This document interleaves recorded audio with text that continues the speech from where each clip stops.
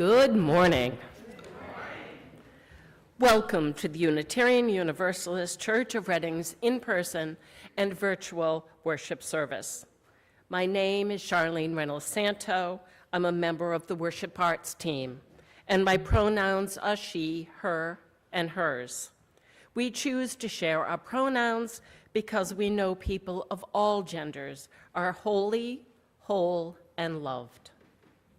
Whoever you are, wherever you are from, whoever you love, whatever your faith tradition, you are welcome here. All are welcome here as we gather to create an understanding, welcoming, and family-friendly community where we nurture and explore individual spirituality, work to build a committed and loving community, and to help heal the world. If this is your first time with us, we would like to extend a special welcome to you. If you haven't already, please look at our UU Reading webpage for more information about us. Here you can learn about our beloved community and connect with our staff. For those here in the sanctuary this morning, please come and speak to any of us involved in today's service afterwards. Now, if you're watching this service online during its initial broadcast at 10 a.m. on October 8th, please join AJ Heitkamp for a conversation on Zoom. Thank you, AJ.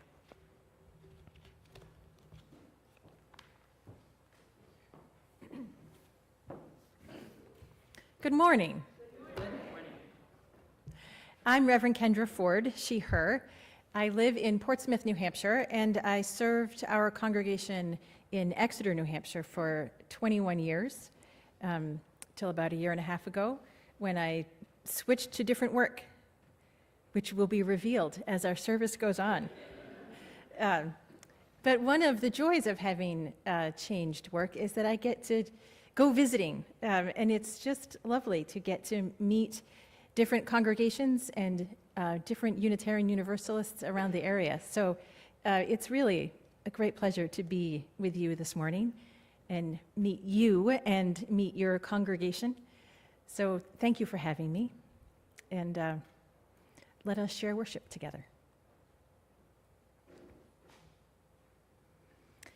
It's been a wet year here in New England. You might be feeling a little overwhelmed with the water. And we have seen so much damage, the damage that too much water can do. This is water out of balance, too much, too quickly, too everything. Water out of balance because heat is out of balance, the world is out of balance. And I think that we gather for worship in this room and virtually to find community, to find balance, to be able to bring balance to the world again. And balance is not a fixed point. Balance is something that is always in motion. We are always finding and holding our balance. So we come to worship and community to find that lively, vital, always in motion place where we gather our energy and move into life. Water in balance flows and moves. Water in balance freezes and thaws and nourishes life. We come to worship to find that spot where history and the future find their balance in this sparkling moment. We come to find the balance between our own needs and the needs of everyone in a circle of wholeness. We come to find the balance where yes and no have their perfect conversation. Welcome to the circle. Welcome to the ever-changing balance.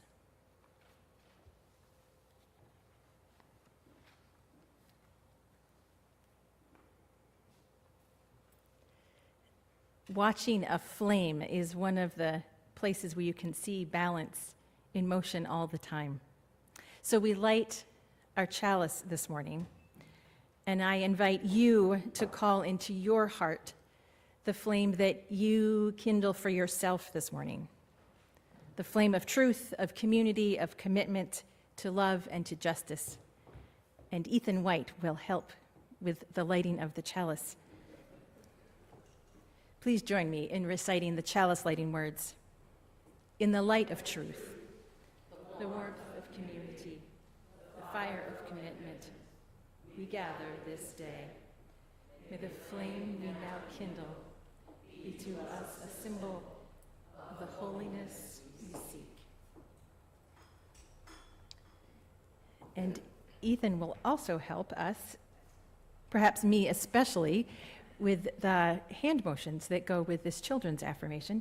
This is new to me, and Ethan taught it to me just a little while ago. It's delightful. Please join. We are Unitarian Universalists, the Church of the open mind, the loving heart, and the helping hands.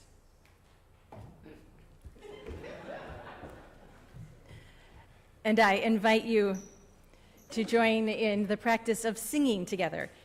We will sing the words for hymn 175, but the tune is Amazing Grace.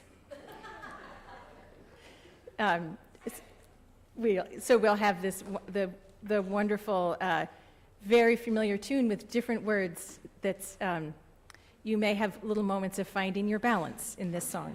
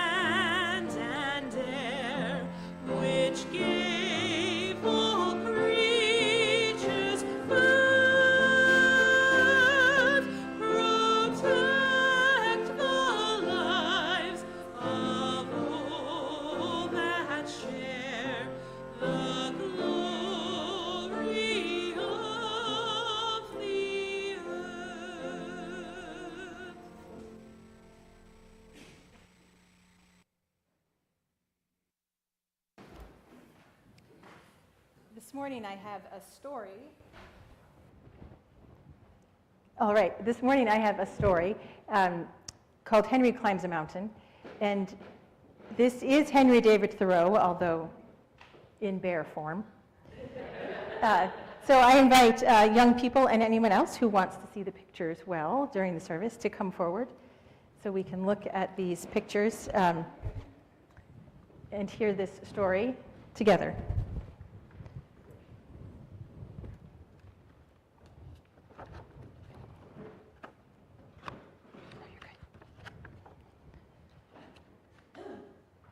All right. Henry climbs a mountain. Henry wanted to climb a mountain, but he only had one shoe. His other shoe was at the shoemaker's being fixed.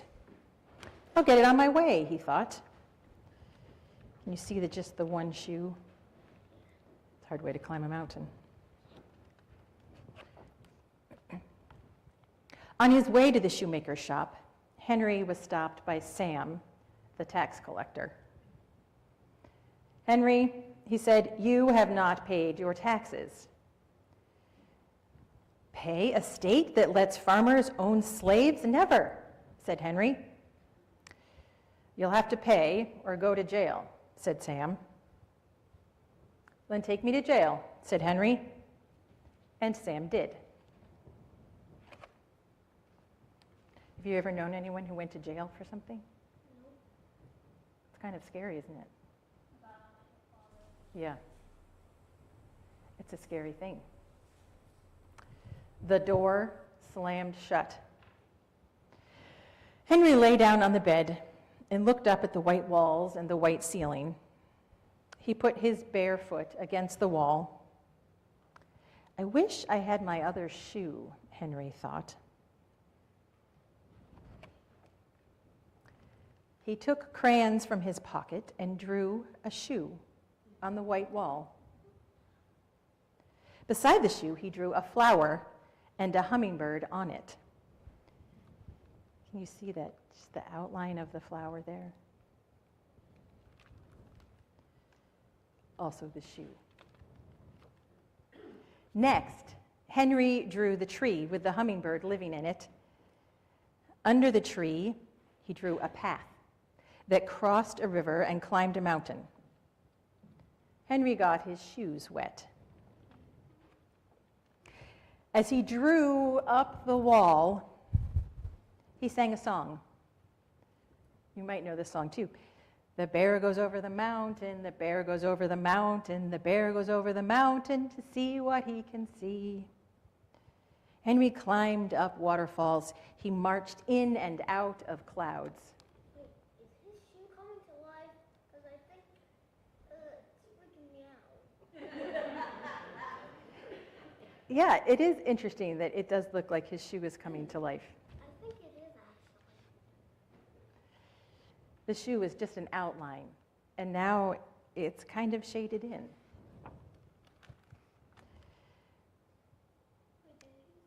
When it started to rain, Henry pulled his hat down and put on his coat.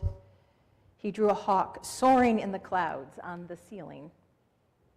I could barely tell he's in jail. Yes, right, you can barely tell he's in jail now.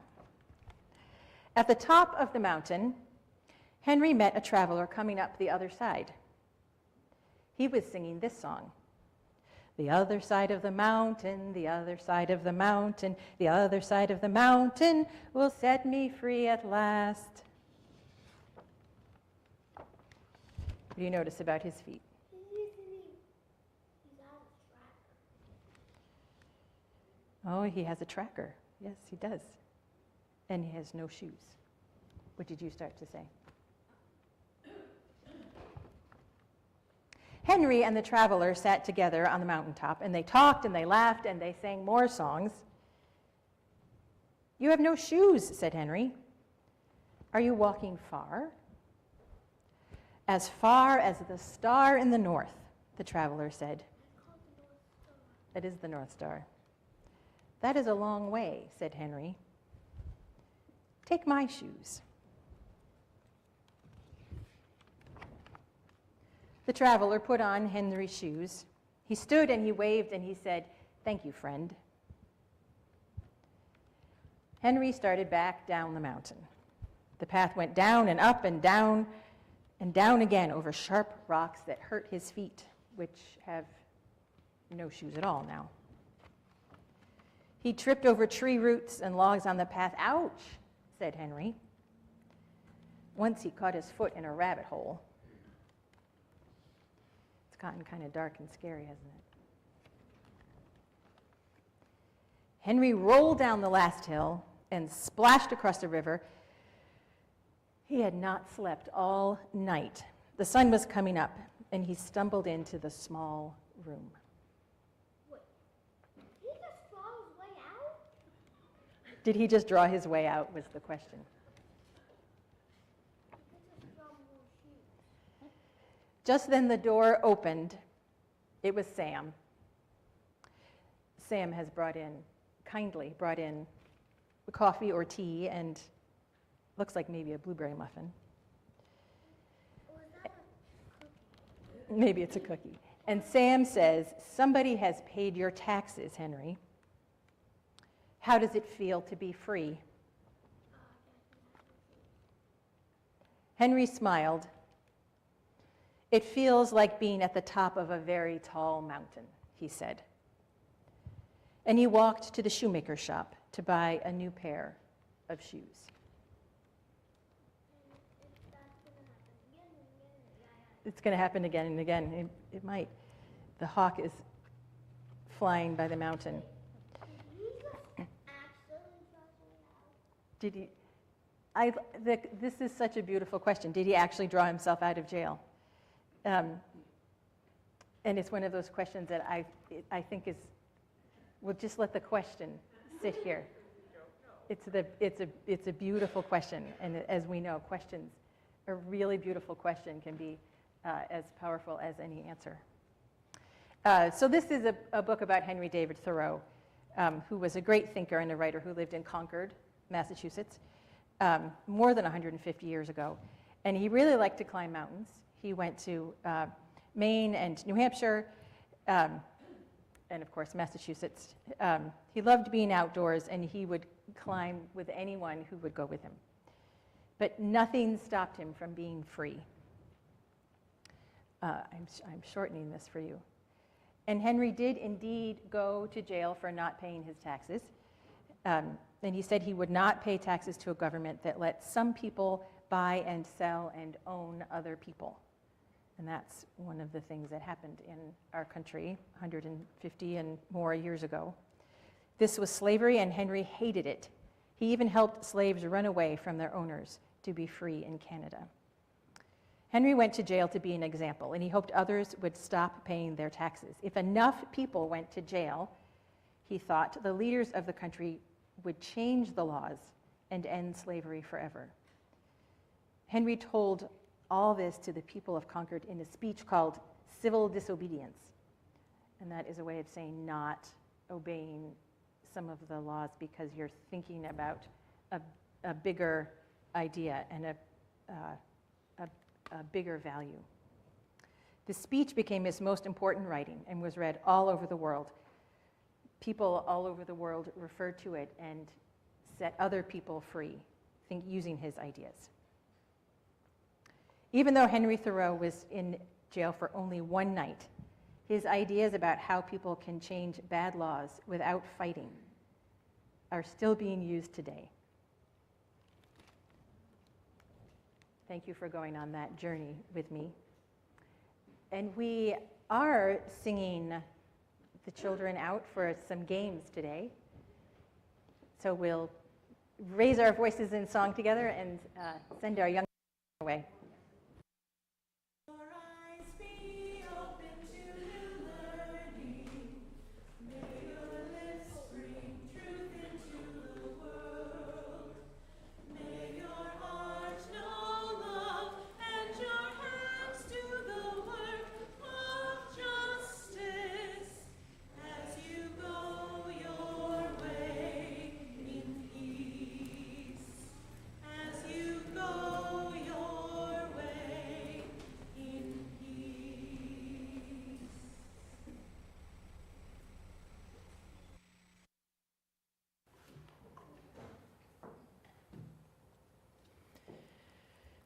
This is the time in the service for lighting of candles, for centering, for settling into community and peace and justice.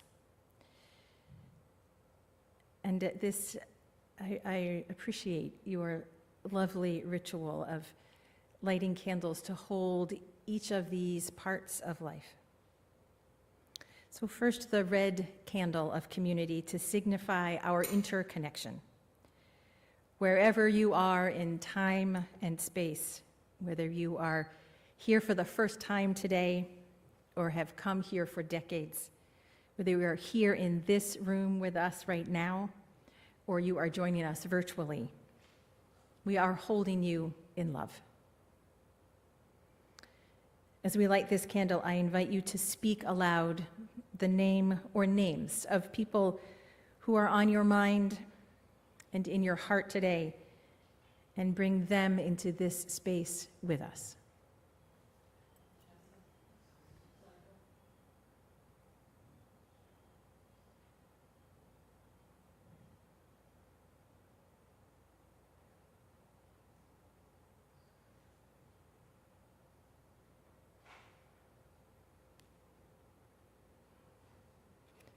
We light the blue candle of peace for all of the places around the world where people live with the threat of war and violence. And we have learned that just in the past 24 hours, there is new war in Israel. Our hearts and minds go to that heartbreaking and complex part of the world. And of course, Ukraine is on our minds. And there are so many places where there is fear of violence and ongoing violence. We breathe in that fear and breathe out peace.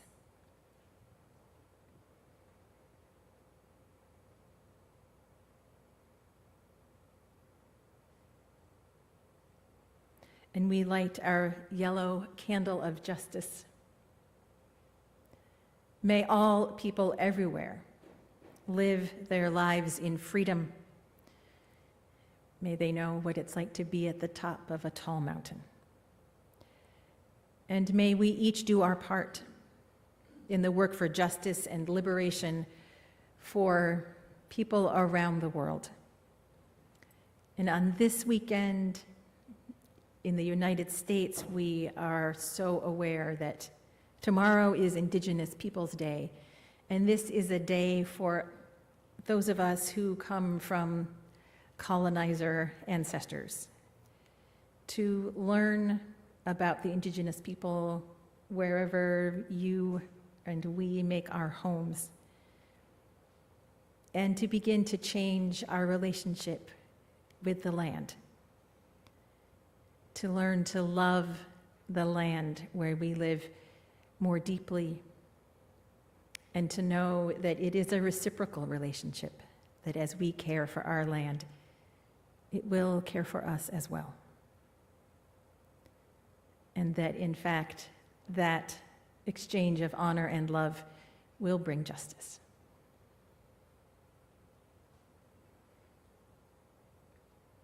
As we recommit ourselves to the work of love and justice, may we each voice this commitment by saying amen.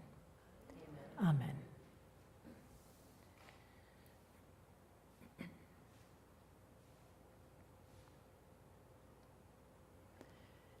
And I have always thought it is true, although I am a writer and a poet, that there is so much that can just never, ever be put into words. And so to have candles as you do that are lit silently, that hold all of that that is unfolding in our lives, that is beyond words, is a beautiful ritual. So I invite you, if you have anything unfolding in your life that you would like to honor with this flame that is always finding its balance, there are candles available on both sides of the sanctuary. And my understanding is if you do not want to appear on the live stream, you should come to these candles over here on your right.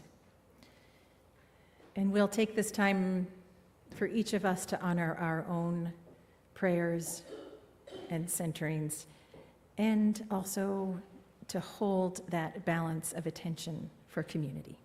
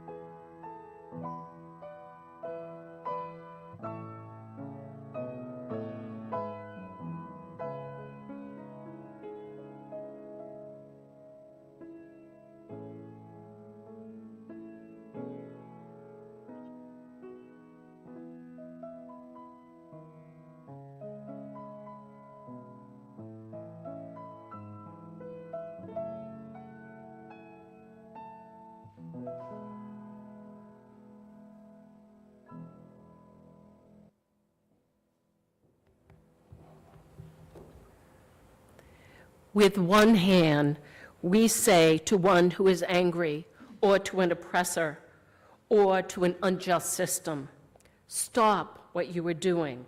I refuse to honor the role you are choosing to play.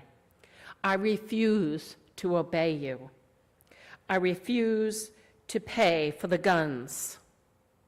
With this hand, I will even interfere with the wrong you are doing. I want to disrupt this easy pattern of your life. But then the advocate of nonviolence raises the other hand. It raises outstretched, maybe with love and sympathy, maybe not, but always outstretched. With this hand we say, I won't let go of you or cast you out of the human race. I have faith that you can make a better choice than you are making now, and I will be here when you are ready. Like it or not, we are part of one another. Barbara Deming.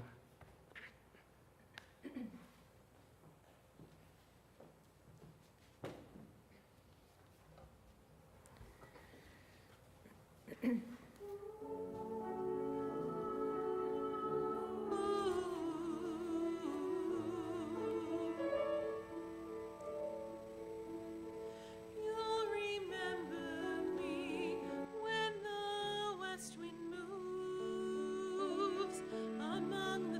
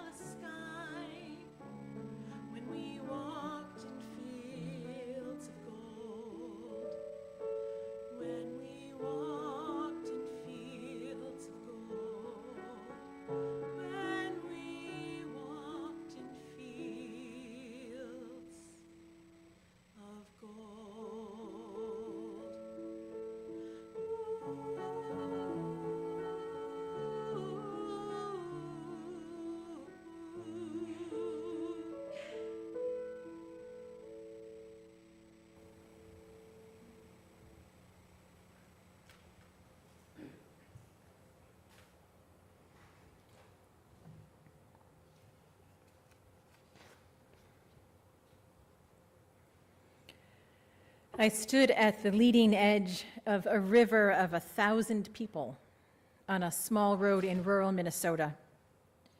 We were about to cross a bridge, so small that when I had driven over it a few hours earlier, I hadn't noticed that it was the bridge that crossed the tender beginnings of the mighty Mississippi. Now there are no cars on the road, only wave after wave of people in the June heat.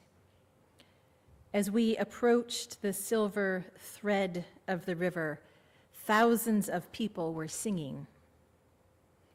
Banners were waving.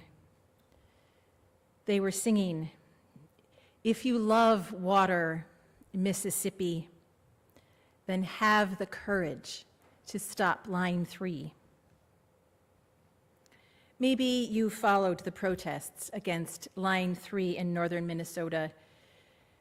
Well, I was going to put it in past tense, but the struggle continues there 3 years later. And maybe you participated in one of the protests that went on for months and months. I was there for a weekend, and thousands of us marched to one of the many places that the oil company was preparing to drill under the clear waters of the Mississippi River to run a pipeline through sacred rice-growing territory, through their own fields of gold. For one night, I joined some of the protesters camping on one of the wooden decks that had been built to allow the heavy machinery to grind across the wetlands. The machinery would have sunk into that sacred swampy ground if they hadn't built this wooden decking. Some of the protesters locked themselves to some of the construction equipment, and for months afterwards, they buzzed around the construction crew like mosquitoes, and if you have been to Minnesota, you know that that is a real threat. Continually making it difficult to do this destructive work. We were attempting to interrupt. We were using our bodies to protect life. You have to be pretty desperate to do that. We didn't just stomp across the wetlands and park ourselves on the drilling dock. We followed the Anishinaabe spiritual leaders out there, single file, stepping as lightly as we could. First, we stood in prayer at the roadside. And then, as we made our way out into the wetlands, into the shining water of the Mississippi, the Anishinaabe people drummed and sang and splashed the beautiful river water all around us. A blessing on every one of us. A blessing on the fireflies that appeared later. A blessing on the dragonflies that hovered over the water. A blessing on life. And that was the discipline, to always remember to move as kin, move as relations with all of the world, with every other person, with all of the life forms, even the people we were there to interrupt, to oppose, to say no to. It means the struggle to reduce climate change is connected to everything else that is happening in the world all the time. It takes a lot of discipline to keep looking at something so huge and keep putting your hand out. It can crack your heart open. And that is really what happened to me that day, and it is also how I ended up there that day. I had had my heart cracked open. A decade ago, I became a parent. And becoming a parent made me an ardent climate activist. And it's easy to say I became a climate activist to try to make a better world for my child. And that is not untrue. And I do often say that when I am doing climate work, when I am off marching in Minnesota or participating in other protests that take me physically away from my child, that I am still parenting that young person. It's a way of tending to their life to be doing this work.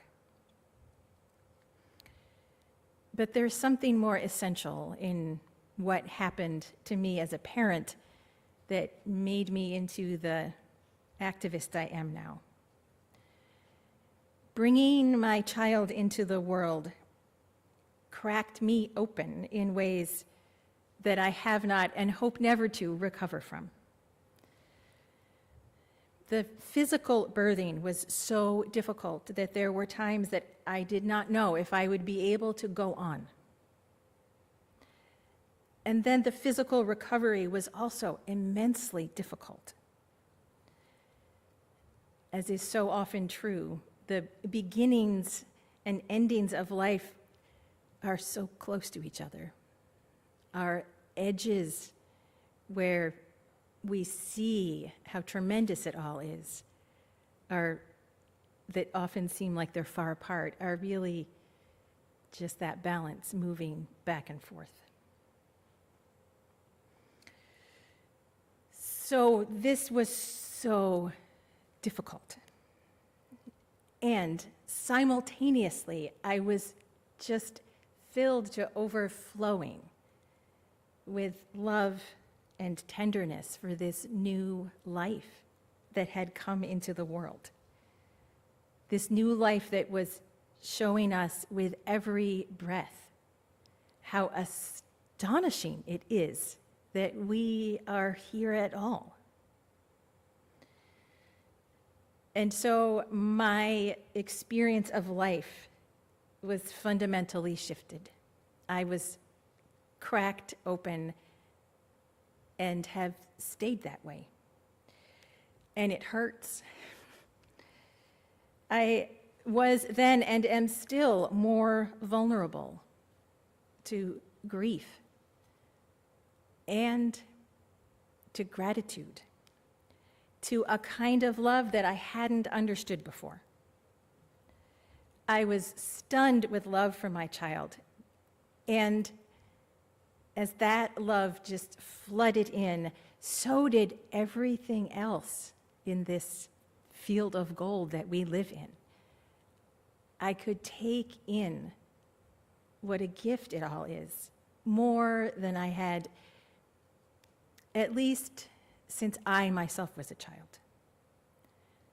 And so in some way, I recovered my own early love, my deep, deep love for our earth.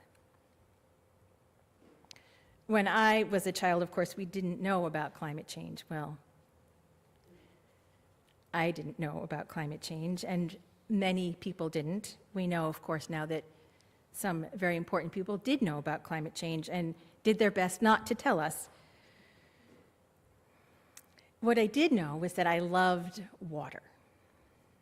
At 4 or 5 years old, I floated face down in the local swimming hole, and I did it for so long that the lifeguard leapt out of his chair and came dashing across the swimming hole and was about to scoop me out of the water when I lifted my head up and looked at this panicked teenage boy who had come dashing to my rescue and said, "Oh, what do you want?" I just loved the water.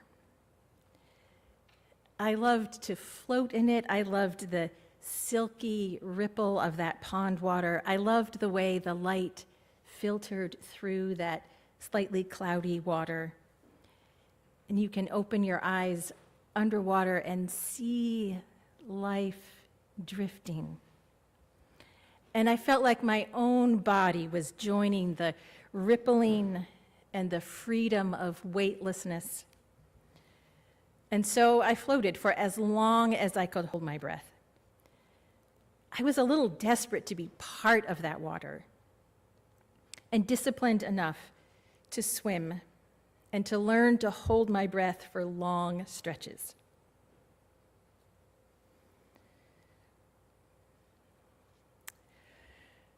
And in the present tense, in this new heartbroken, overflowing state that I live in now, I realize that climate change means that drought and raging storms make water dangerous in a way that I didn't experience it as a child. And it means that there are children around the world, like my precious wild child, who might not have water or who might be terrified of water. And I begin to feel in my heart and in my body the desperateness of the situation again. I mean, I have read the news for years. I knew about 350 parts per million of CO2. I had learned that methane was worse than carbon dioxide and that the climate was affecting sea levels, but I had managed to sort of keep it busy in the face of that information and say, oh boy, someone should really do something. And I would send some money to Greenpeace. And then I realized it wasn't enough anymore, that my body compelled me to seek deeper engagement, to be really part of the life of the world, part of the struggle, physically. So I spent several years actually learning practices to feel the grief, to have a way to be with it. And that takes discipline. Joanna Macy is a climate activist and Buddhist practitioner who has spent years creating ways for people to wade into the heartbreak of taking action for the world and come out resilient. Some of you probably know Joanna Macy's name. She has a set of practices that invite people through a cycle from gratitude. She says, always start in gratitude. Through pain, learning to see with a fresh perspective, and then always going forth, finding a new way to go out and live your life. Make your plans, find your people. Do something just a little bigger than you could do before. It was a set of disciplines to help keep a person vulnerable enough to keep at something uncertain, to keep at something that requires us to love each other.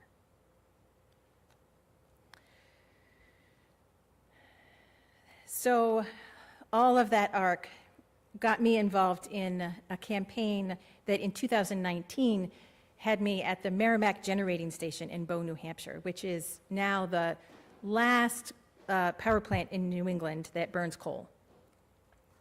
Coal isn't good, and we couldn't figure out why they hadn't shut the place down already. So we decided that we would tell them we were coming. We did not surprise them. We had 5-gallon buckets that smelled like pickles, because that's a good way to get 5-gallon buckets. And we said, if you're not going to stop burning the coal, we're going to come in and just carry it out ourselves. We're going to intervene here to stop this thing that shouldn't be happening anymore. And we were also very clear, we weren't here to do anyone any harm. We were really saying, we want you to stop, and we trust that you have the capacity to make a better choice. And we're inviting you to join us. So we walked into the coal plant with our 5-gallon buckets, and there were, I don't know, 200 or 300 police officers from around the state. Probably 10 different towns had sent police. The state police were there. They had a helicopter overhead. They had ATVs. They had riot police. They had everything. I didn't even know there were that many things happening for law enforcement in New Hampshire, but now I know that. And I thought, oh, people with 5-gallon pickle buckets who say, you have to stop, are really scary to the establishment that wants to keep making money and break all of our relationships with the earth and harm ourselves. And I hadn't realized how powerful it is to be so clear. I'm going to interrupt the harm that you are doing, and I am always going to keep a hand out to say, I know that there is a better choice and that you can make it. We were all arrested, and the police officer who arrested me was respectful. I was wearing my stole, and that probably made a difference in my experience of law enforcement. And so as he was putting handcuffs on me, I said, will you join us? He paused and said, I'm working.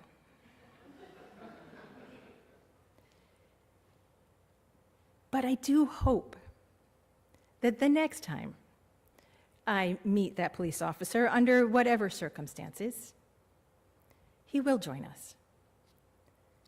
I will always keep asking, because it's his future too. And his love of this world, his love of his people, is just waiting there to crack open and meet the world. And so I say it to you too. Will you find that place in yourself that is able to withstand some discomfort for something really big? Are you willing to be inconvenienced? To find that love that is big enough to stand in uncertainty and still find your balance? And will you join us?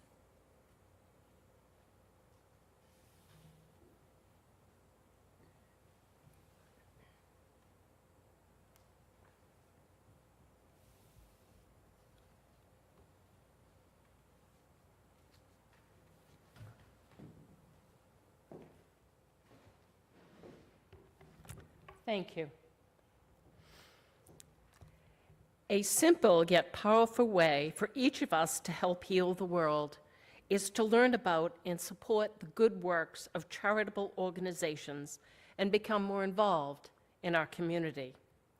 Each Sunday, UUCR shares half of the money received in the collection plate to a nonprofit organization that shares our UU values.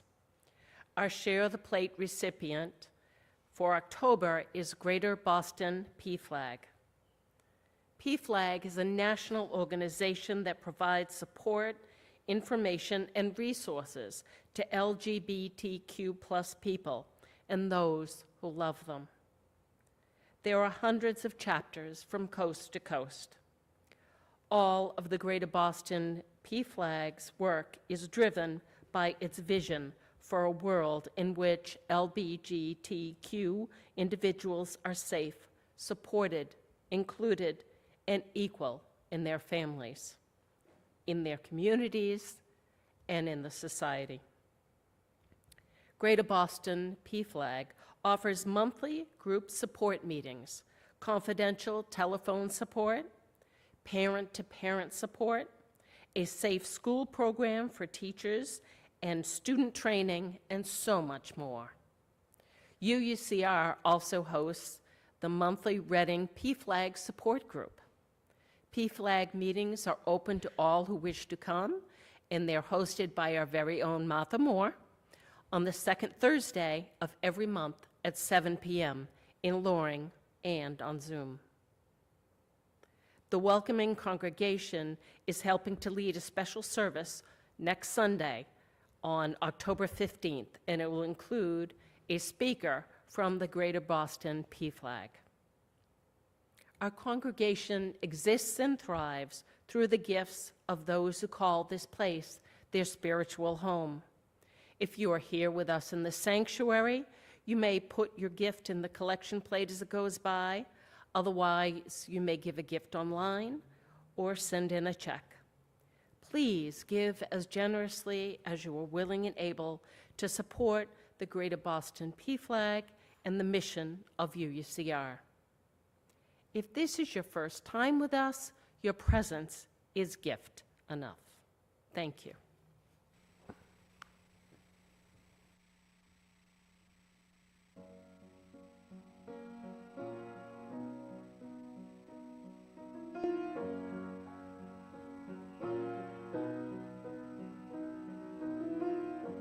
Imagine there's no heaven. It's easy if you try. No hell below us. Above us only sky. Imagine all the people living for today. Imagine there's no countries.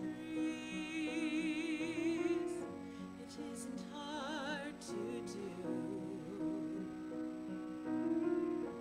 Nothing to kill or die for. And no religion too. Imagine all the people living life in peace. You may say that I'm a dreamer, but I'm not the only one. I hope someday you'll join us, and the world will live as one. Imagine no possessions.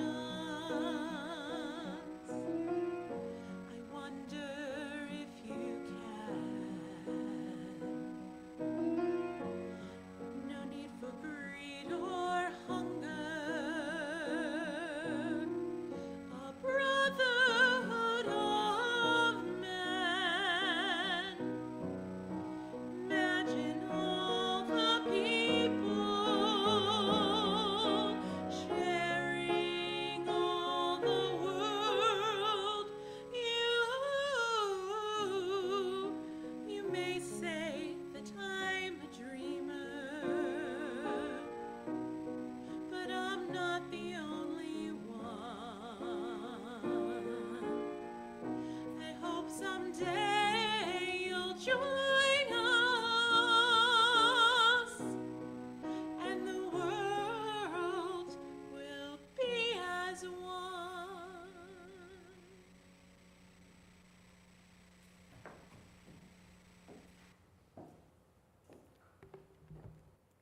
Thank you, Jay and Joe, for the beautiful music today. In our congregational life this week, we have a big invitation next Sunday, October 15th. Our welcoming congregation team and the Greater Boston PFLAG invite you to a special service at 10 a.m. with an informative workshop immediately following. The worship service, entitled "The Crucial Tasks of Being Allies," will be led by the welcoming congregation team, along with Reverend Laura and Tate, the education and training manager of the Greater Boston PFLAG. Please plan to stay after the service for the worship entitled LGBTQ Identity, Expression, and Transgender 101. For this approximately 1-hour training, it'll be right here in the sanctuary, we will explore the challenges of LGBTQ plus individuals facing in a mostly heteronormative society.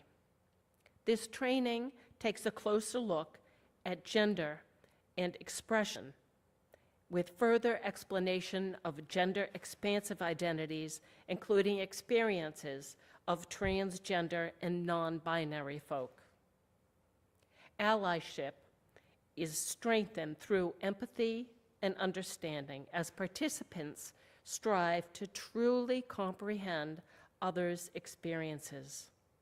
By actively listening, learning, and valuing diverse perspectives, allies will be supportive and inclusive in their perspective and understanding of the LGBTQ plus community.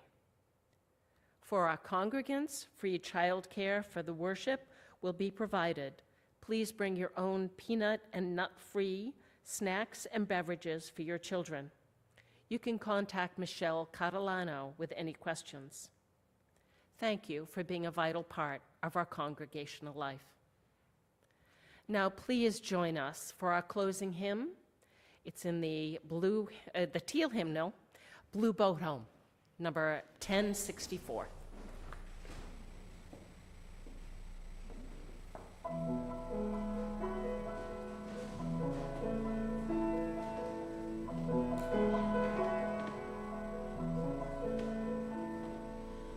Though below me I feel no motion, standing on these mountains and plains, far away from the roar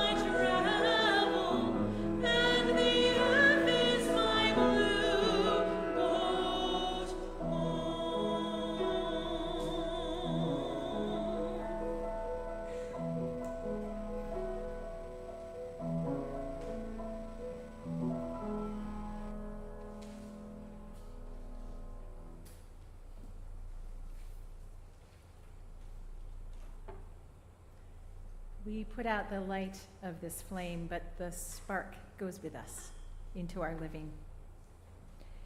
We extinguish this flame, but not the light of truth, the warmth of community, or the fire of commitment. These we carry in our hearts until we are together again.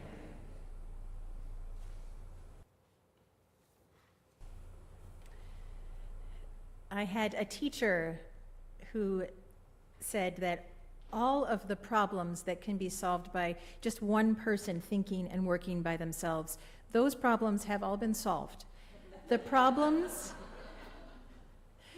that remain are the problems that require us to work together. Go out and work together.